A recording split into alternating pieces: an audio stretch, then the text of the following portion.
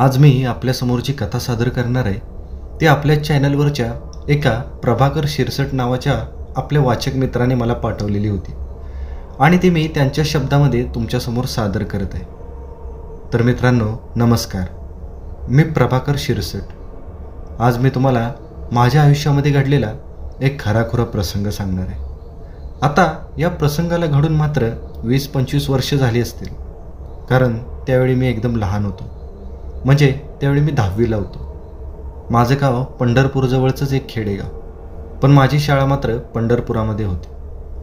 माझ्या घरामध्ये आई, बाबा, मी आणि माझी छोटी बहीण शुभांगी असे आम्ही 4 जण. मी लहान असल्यापासून माझी आई माझी खूपच काळजी करायची. ती रात्रीचं मला कधीच घराबाहेर पडू देत नव्हती. ती नेहमीच म्हणायची, प्रभाकर, तू पायाळू आहेस, तू रात्रीचं घराबाहेर पडत नकोस जाऊ.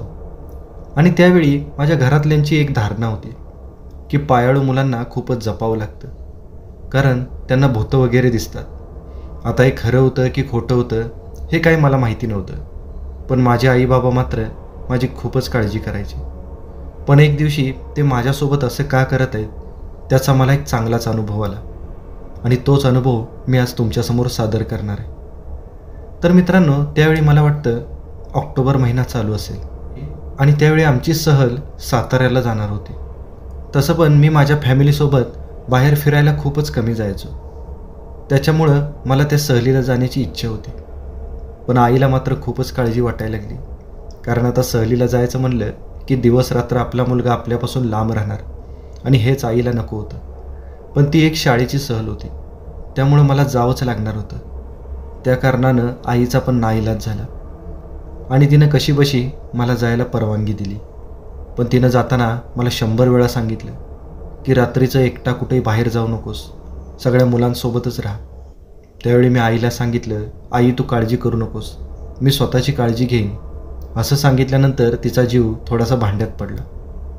आता त्या दिवशी संध्याकाळी 5 वाजताच आम्हाला शाळेवरती बोलवलेलं होतं, कारण संध्याकाळी 6 वाजता आमच्या शाळेवरून 2 ट्रॅव्हल्स साताऱ्याच्या दिशेने निघणार होते. आता पंढरपुरातून साताऱ्याला जायचं म्हणलं तर एक 4 तासाचा प्रवास होता. म्हणजे जरी आम्ही 6 वाजता घरातून बाहेर पडलो तरी संध्याकाळचं जेवण बाहेरच हॉटेलवर करून आम्ही 10-10:30 वाजेपर्यंत साताऱ्यामध्ये पोहोचणार होतो. तिथं एका मंगल कार्यालयामध्ये आमच्या मुक्कामाची सोय केलेली होती. बरोबर 5 वाजता मी पप्पांसोबत शाळेवर जाऊन पोहोचलो. एका बसमध्ये मुली बसलेल्या होत्या आणि दुसऱ्या बसमध्ये सगळी मुलं बसलेली होती. आमच्या मुलांच्या बसमध्ये सावंत सर आणि जोशी सर हे 2 जण शिक्षक होते. मुलींच्या बसमध्ये 2 मॅडम होत्या. बरोबर 6:15 वाजता आमच्या दोन्ही बस शाळेतून बाहेर पडल्या. मुलींची बस आमच्या बसच्या पुढंच होती आणि आमची बस त्या बसच्या पाठोपाठच चाललेली होती. जशी बस चालू झाली तसा अंधार पण पडायला लागला, पण सगळी मुलं सोबत असल्यामुळं आम्हाला खूपच मजा यायला लागली. पुन्हा गाण्याच्या भेंड्या आणि वेगवेगळे खेळ खेळत कसा रस्ता कापत चाललेला होता ते आम्हालाच कळत नव्हतं. साधारणतः 8 वाजता आम्ही म्हसवडच्या पुढं आलो. त्यानंतर आमच्या दोन्ही गाड्या जेवणासाठी एका हॉटेलवर थांबणार होत्या. आता त्या हॉटेलचं नाव वगैरे मी तुम्हाला या व्हिडिओमध्ये सांगणार नाही, कारण कोणत्याही जागेबद्दल कोणत्याही प्रकारची अफवा पसरवण्याचा माझा मुळीच उद्देश नाही. आता एक 15-20 मिनिटानंतरच आमच्या दोन्ही गाड्या एका हॉटेलसमोर थांबल्या.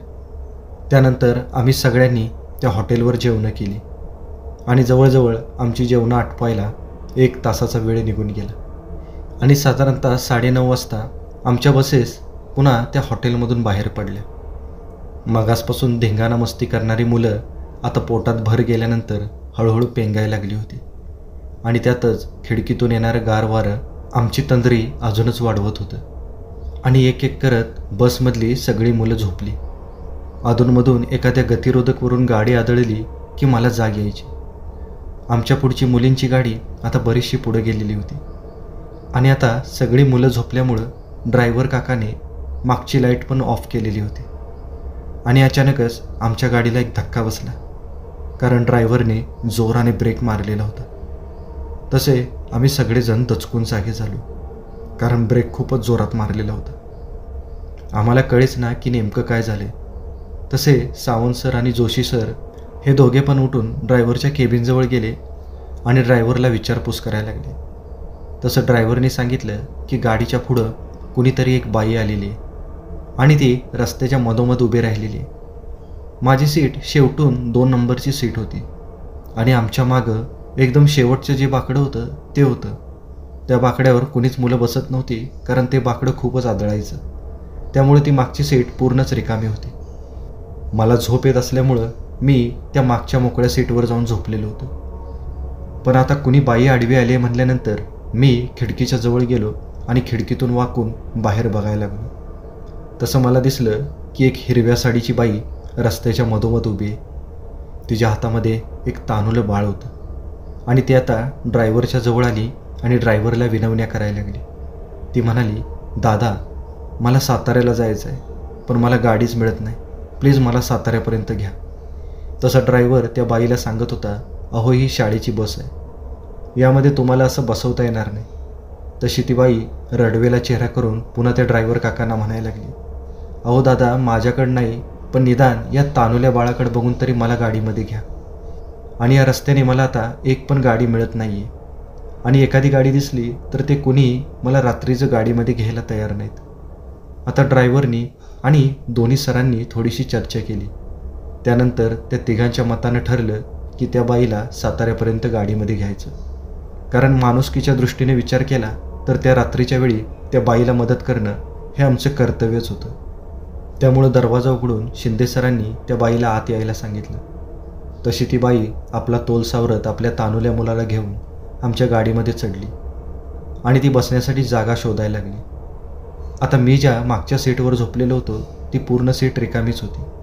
त्यामुळं आता मीच विचार केला की आपण ही मागची सीट खाली करावी आणि आपण त्याच्या पुढच्याच म्हणजे आपल्या सीटवर जाऊन बसावं. आणि मी लगेच तिथून उठलो आणि त्याच्या पुढंच असणाऱ्या माझ्या सीटवर जाऊन बसलो आणि मी त्या बाईंना म्हणालो, तुम्ही त्या मागच्या सीटवर बसा. तसं ती बाई त्या मागच्या सीटवर गेली आणि तिथं जाऊन बसली. त्यानंतर आमची गाडी पुन्हा पुढच्या प्रवासाला निघाली. पुन्हा एक अर्धाभर तास गेला असेल आणि गाडीतली मुलं पुन्हा एकदा झोपायला लागली. ड्रायव्हर काकांनी मागची लाईट पुन्हा एकदा ऑफ केली. मी आता त्या मागच्या सीटच्या पुढच्याच 2 सीटमधल्या एकदम अलीकडच्या बाजूच्या सीटवर बसलेलो होतो. पुढच्या सीटवर डोकं ठेवून मी झोपायचा प्रयत्न करत होतो. पण अचानक एका छोट्या धक्क्याने माझी पुन्हा एकदा झोप मोड झाली आणि मी मागं वळून बघावं म्हणून त्या मागच्या सीटकडे वळून बघितलं, ज्या सीटवर ती बाई बसलेली होती. त्यावेळी ती बाई खिडकीच्या जवळ बसून खिडकीच्या बाहेर बघत होती. खिडकीतून येणाऱ्या वाऱ्यामुळं तिच्या तोंडावरचे केस उडत होते, पण तिचा चेहरा मात्र मला अजिबात दिसत नव्हता. आता माझी नजर हळूच तिच्या मांडीवरच्या बाळाकडे गेली.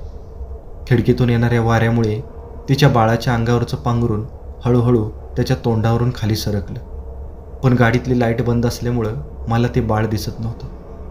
पण अचानक पुढून एक मोठी गाडी आली आणि त्या गाडीच्या हेडलाईटच्या प्रकाशझोतामध्ये मला त्या बाईच्या मांडीवरच्या बाळाचा चेहरा दिसला आणि तो चेहरा बघून माझ्या पायाखालची जमीनच सरकली. माझ्या काळजाचा ठोकाच चुकला, कारण त्या बाईच्या मांडीवर जे बाळ होतं ते काही साधंसुधं बाळ नव्हतं. त्याचा चेहरा एकदम विद्रूप होता, जसं की ते सडलेलं असावं आणि त्या सडलेल्या चेहऱ्यातून आळ्या रेंगत होत्या. ते दृश्य खूपच किळसवाणं आणि भयानक होतं. क्षणभर माझ्या डोळ्यावर विश्वासच बसत नव्हता. मी माझ्या दोन्ही हातांनी माझे डोळे चोळले आणि पुन्हा डोळे फाडून फाडून त्या बाळाकडे बघायचा प्रयत्न करायला लागलो. पण मी जे बघत होतो ते एकदम खरं होतं आणि हळूहळू त्या बाळाचा एक डोळा पूर्णपणे बाहेर आला आणि खाली जमिनीवर पडला. तसं मात्र माझा तोल सुटला आणि मी जोरात किंचाळलो.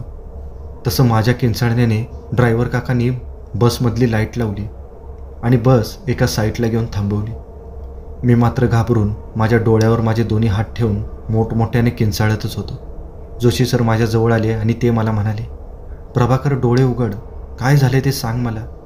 तसं मी अलगद डोळे उघडले आणि मी पुन्हा त्या मागच्या सीटकडे वळून बघितलं. ती बाई आता एकटक माझ्याकडेच बघत होती. मी आता भीतच तिच्या मांडीवरच्या बाळाकडे बघितलं, पण ते बाळ मात्र आता एकदम चांगलं दिसत होतं, एकदम नॉर्मल बाळांसारखं. तसं मला कळेच ना की हे कसं काय शक्य. मगाशी भयानक दिसणारं बाळ अचानक चांगल्या बाळामध्ये कसं काय बदललं. आणि मलाच वाटलं की कदाचित मला भास झाला असेल. पण आता जोशी सर तर मला विचारत होते काय झालं म्हणून. मी जर त्यांना मगाशी मी काय बघितलं ते सांगितलं असतं तर उगीचच सगळेजण माझ्यावर हसले असते. म्हणून मी जोशी सरांना म्हणालो, काही नाही सर, मला एक वाईट स्वप्न पडलं. तसं जोशी सर पण आता पुढे निघून गेले आणि गाडी पुन्हा पुढं चालायला लागली. आणि जशी गाडी चालायला लागली तशी माझ्या मनातली विचारचक्र पण गोल गोल फिरायला लागली.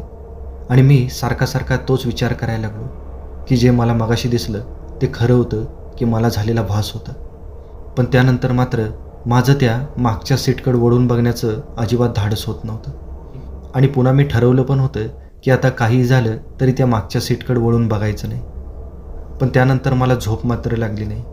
मी तसाच पुढच्या सीटवर डोकं टेकवून मान खाली घालून बसलेलो होतो. पण तेवढ्यात मला मागच्या सीटवर काहीतरी हालचाल जाणवायला लागली. एक मन म्हणत होतं की मागं वळून बघ, पण दुसरं मन म्हणत होतं की मागं बघायला नको, कारण मी मागं बघितलं आणि मला काहीतरी भयानक दिसलं तर पुन्हा एकदा मी किंचाळेन. त्यामुळं तो मागच्या सीटवरून आवाज येत असूनसुद्धा मी तसाच बसून राहिलो. हळूहळू तो आवाज माझ्याजवळ सरकायला लागला आणि मला असं जाणवायला लागलं की माझ्या कानाजवळ कुणीतरी काहीतरी खुसफुस करायला लागले. आणि अचानक मला माझ्या खांद्यावर एक थंडगार स्पर्श जाणवला, जसं की बर्फाचा स्पर्श असतो अगदी त्या पद्धतीचा. तसं मात्र मी खूपच दचकलो आणि मी दचकन मागं वळून बघितलं तर ती बाई आता माझ्याकडेच बघत होती. पण यावेळेला तिचा चेहरा मात्र खूपच विद्रूप झालेला होता. तिचा चेहरा पूर्णपणे काळा ठिक्कर पडलेला होता आणि तिचे डोळे पूर्णपणे पांढरे शुभ्र झालेले होते, ज्यामध्ये अजिबात बुब्बुळच नव्हती. तिच्या कपाळावर मोठं लाल भडक कुंकू लावलेलं होतं आणि तिच्या मांडीवरचं बाळ आता तिच्या मांडीवर उठून बसलेलं होतं. त्याचा पण चेहरा तसाच एकदम काळा ठिक्कर पडलेला होता. आता हे दृश्य बघून माझे हातपाय भीतीने थंडगार पडले. माझा मेंदू बधीर झाला. माझ्या शरीरावरचा माझा ताबा सुटला. मला मी जे बघतोय ते खरं की खोटं तेच कळत नव्हतं. ते भयानक दृश्यानं मी पूर्णपणे संमोहित झालेलो होतो. ती बाई एकटक माझ्याकडे बघून तिचे ओठ हलवत होती, जणू काही ती काहीतरी मंत्र पुटपुटत असावी. माझी अवस्था खूपच बिकट झालेली होती. बाजूच्या मित्राला उठवावं म्हणलं तर तेवढासुद्धा ताबा माझ्या शरीरावर राहिलेला नव्हता. माझं सर्वांग बर्फासारखं थंडगार पडलेलं होतं. कसं तरी प्रयत्न करून करून मी माझी मान पुढच्या दिशेने वळवली आणि मी आता माझे डोळे घट्ट झाकून घेतले. आणि जवळजवळ एक 10-15 मिनिटांमध्येच माझ्या मागून चालत कुणीतरी पुढं गेलेलं जाणवलं. तसं मी माझे डोळे अलगद उघडून बघितले तर ती बाई आपल्या तानुल्या मुलाला सावरत बसच्या दरवाजाजवळ गेलेली होती. आणि तिथं गेल्यानंतर तिने जोशी सरांना सांगितलं की तिला इथंच उतरायचं आहे म्हणून. तसं ड्रायव्हर काकांनी पाठीमागची लाईट लावली. आता लाईटच्या प्रकाशामध्ये मात्र ती एकदम नॉर्मल दिसत होती. माझ्या लक्षात आलं की ज्यावेळी तिला सगळेजण बघतायत त्यावेळीच ती नॉर्मल असते आणि ज्यावेळी मी फक्त एकटा तिला बघतो त्यावेळीच ती तिच्या खऱ्या स्वरूपात असते. पण हा भास होता की सत्य होतं याचा निर्णय मात्र माझं मन त्यावेळी करू शकलेलं नव्हतं. आता जोशी सरांनी बसचा दरवाजा उघडला तशी ती बसमधून खाली उतरली. पुन्हा बसचा दरवाजा लावलेला आवाज आला आणि बस पुन्हा तिथून निघाली. मी आता हळूच माझं डोकं वर करून मागच्या खिडकीतून बसच्या मागच्या बाजूला बघायला लागलो. आता जशी बस पुढे गेली तशी ती बाई पुन्हा एकदा मला दिसली, त्याच विद्रूप चेहऱ्यामध्ये. आणि तिच्या कडेवर घेतलेलं ते तानुलं बाळपण माझ्याकडे विक्षिप्तपणे बघून हसत होतं. मी जर हे कुणाला सांगितलं तर माझ्यावर कोणी विश्वास पण ठेवणार नव्हतं. म्हणून मी यातली कोणतीच गोष्ट त्या दिवशी कुणालाच सांगितली नाही. पण सहलीवरून घरी आल्यानंतर मी आईला हा प्रसंग सांगितला. त्यावेळी माझ्या आईने मात्र माझ्यावर लगेचच विश्वास ठेवला आणि ती मला म्हणाली, प्रभाकर, तू पायाळू आहेस आणि तुला भूतं दिसतात, म्हणून तर आम्ही तुला बाहेर पाठवत नाही. आणि त्या दिवशी मला कळालं होतं की माझी आई माझी एवढी काळजी का करते म्हणून. आता त्या दिवशीपासून मात्र मी रात्री कुठेही प्रवास करायचं हे कटाक्षाने टाळतो, कारण त्या दिवशी सहलीला जाताना बसमध्ये आलेला अनुभव मी आजपर्यंत विसरू शकलेलो नाही.